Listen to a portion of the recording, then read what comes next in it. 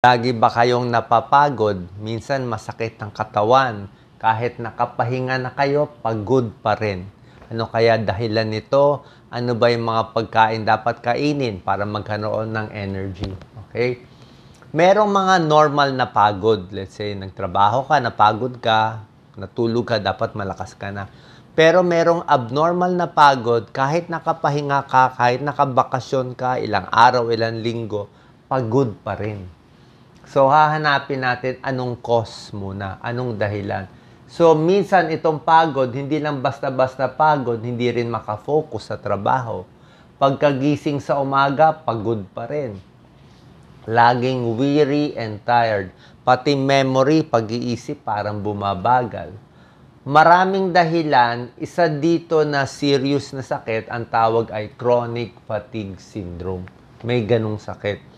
Itong chronic fatigue syndrome, galing to sa viral infection. So, usually, ang iniisip nila, ang theory dito, galing sa isang viral infection, nagkatrangkaso ka, nagkasipon ka, afterwards, nagloko na immune system mo, kahit gumaling ka na dito sa viral infection, lagi ka pa rin pagod. Parang naging hyperactive yung immune system mo. So, isa tong dahilan na bakit sobrang pagod. Usually, tinatamaan nito mga babae, 30s, 40s, 50 years old. Yun yung age range ng chronic fatigue syndrome. Pwede rin sa lalaki, pero parang mas common sa babae. Baka may halong hormonal changes pa. Other causes of fatigue, baka diet mo hindi maganda, kaya tuturo natin healthy foods. Baka kulang ang kinakain mo, mali yung timing ng pagkain, sobra kang stress, kulang sa exercise, tumataba, kulang sa exercise, overweight, pwede rin. Sobra daming kape, unhealthy foods, kaya laging pagod. Ito nga, chronic fatigue. At baka kulang, mababa yung thyroid hormones, hypothyroid. Pwede rin anemic. Pwede rin anemic ng kokos ng fatigue. Ito yung mga physical causes of fatigue. Pero, marami din sa atin, dahil sa dami ng social media, dami ng bashing, meron ding mental fatigue. Pwedeng anxiety, depression, bipolar, baka may mental health problem, kaya pagod ka physically. At ayaw din natin isipin, may small chance yung mga may bukol, may masasamang bukol sa katawan, minsan pagod din ang unang symptom bukod sa anemic. So, tulad ng sinabi ko, itong chronic fatigue syndrome galing sa viral infection, kaya lagi nang hihina. Itong chronic fatigue, tulad na ibang sobrang pagod, may halo pa ibang sintomas eh. Mahina memory, hindi makaisip. Yung kulani, medyo malaki dito sa leeg kasi nga galing viral infection. Pati tiyan masakit, bloating, makabag, parang nasusuka, sensitive sa light. Kahit konting trabaho, konting galaw lang, sobrang pagod. Parang hindi na normal. Yung naglakad ng 15 minutes, parang hapong-hapo. Natulog, pero hindi masarap ang pakiramdam paggising. Okay, maraming masakit sa muscle, sa joints, pati headache. So, pwede lahat yan sintomas ng chronic fatigue. Yan po, pinakita natin. Mahirap gamutin itong sakit, mahirap ma-diagnose itong sakit. Pag nakita natin na walang ibang problema, okay ang thyroid, okay ang anemia, wala namang depression, talagang sobrang pagod, pwede isipin itong chronic fatigue syndrome. Mahirap siyang gamutin. Minsan vitamins, lifestyle change, minsan binibigyan ng antidepressant din. Iniisip may mental health component. Kaya psychotherapy sa psychiatrist, counseling, usually alternative medicine nga. Kasi wala talagang parang mabisang gamot na biglang magpapalakas sa'yo. Ito mga unhealthy foods, kung lagi ka ng pagod, huwag ka na kumain nitong mga hindi healthy na sobrang tamis, sobrang alat, sobrang mamantika, lahat to nagkakos ng high blood, manas, hindi maganda. Mas gusto natin itong mga healthy foods ang kakainin para pampasaya. Siyempre, kung anong kinain natin, yun din ang magiging pakiramdam natin, di ba? Kung what you eat, di ba, is what you get.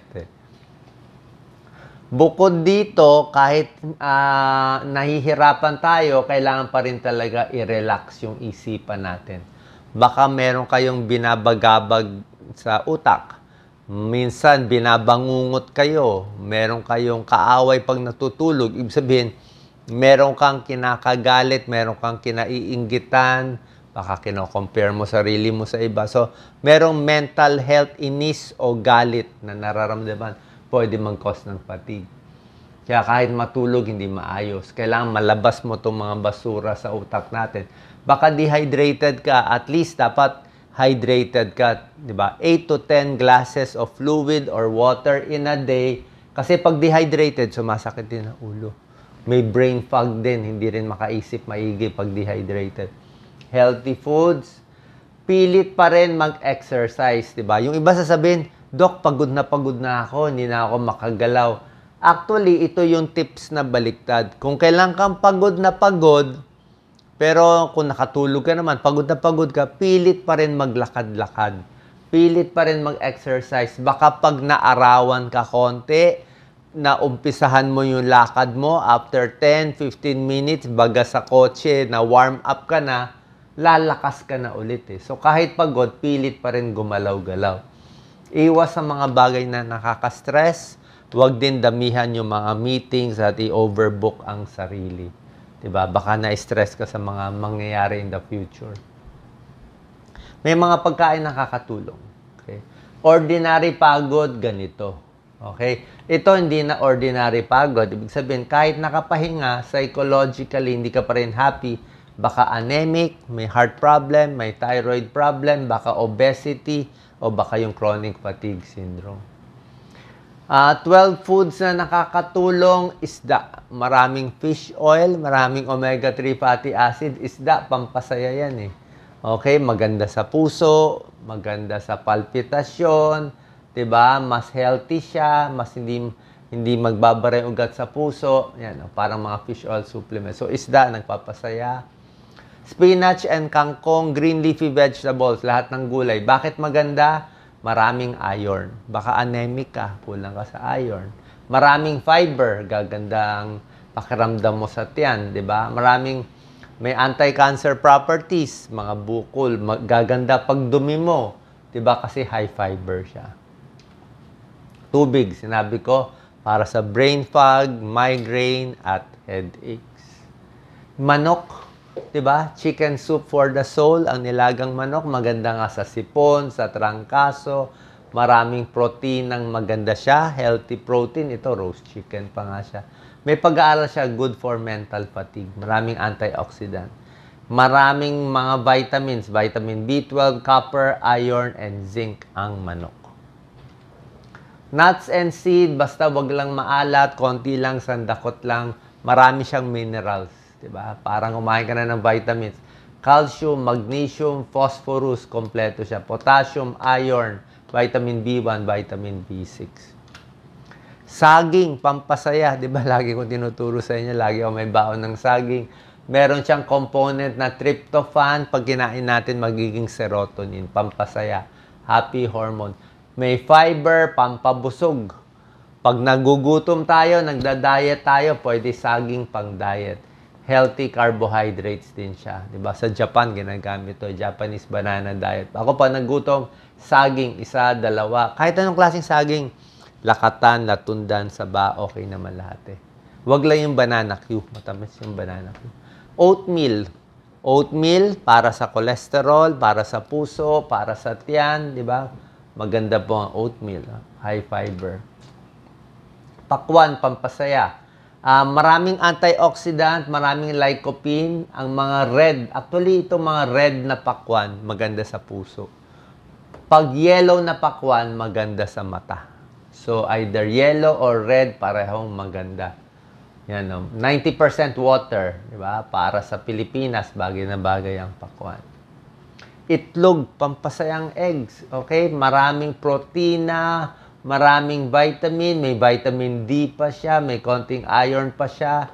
Siyempre, yung pula, medyo may cholesterol. Pero kung okay naman cholesterol nyo, wala namang sakit sa puso, kahit 1 egg in a day, o sa isang linggo, mga 5 itlog. Kung wag lang siguro prito palagi, mas maganda. Kung hard-boiled egg, pwede rin. So, may pag-aaral. Eggs, pampalakas, good for fatigue. Monggo.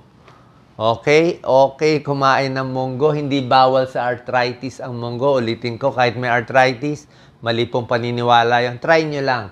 Ang bawal sa arthritis. Osteoarthritis, pwede naman kumain lahat. Yung gout lang. Pag gout, konti lang yung munggo. Pero hindi siya talaga bawal. Ang bawal yung laman loob at alak at karne, yun ang pampataas ng uric acid. So, ang munggo kasi maganda yan. Maraming fiber. Diba? Maganda sa blood sugar. Maraming protina. Vegetable protein. Imbis na karne, dito ang protein mo. Marami siyang magnesium, marami siyang iron para sa anemia. Very healthy ang munggo. Okay? Kamote, pwede rin. May isang pag-aaral, ang kamote reduces fatigue in 78% ng mga participants. Maraming vitamin B6. Ang ganda ng kulay niya. Yan, may yellow. Kamote. Strawberries, maganda rin na strawberries. Okay? Para sa fatigue, maraming vitamin C. Para ma-absorb yung iron, kailangan may vitamin C. Hindi ganun katamis, hindi ganun kataas ang glycemic index. Pwede sa may diabetes, kasi nga hindi siya ganun katamis. Kung mga Baguio strawberries, pwede yan. So, finally, mahirap talaga gamutin tong fatigue. Tingnan natin kung anong dahilan. Baka mental ba yung cause ninyo? Ayusin natin yung mental health. Pagkain ba ang problema? Ayusin natin yung pagkain. Anemic ba yung problema? Pa-check yung blood test kung anemic. Thyroid ba yung problema? Ayusin yung kinakain. Kulang ba sa exercise? Nagkakaedad ba? Nagkakaedad ba? Mahina na ba muscle? Kaya napapagod? Kulang ba sa ehersisyo? Pwede rin yan. Kulang ba sa araw? Morning, afternoon sun? Kulang ba sa goal sa buhay? Kulang ba sa pahinga? O baka nasobrahan ng sugar at kape. Lahat ito factors para malunasan natin ang pagod. Salamat po.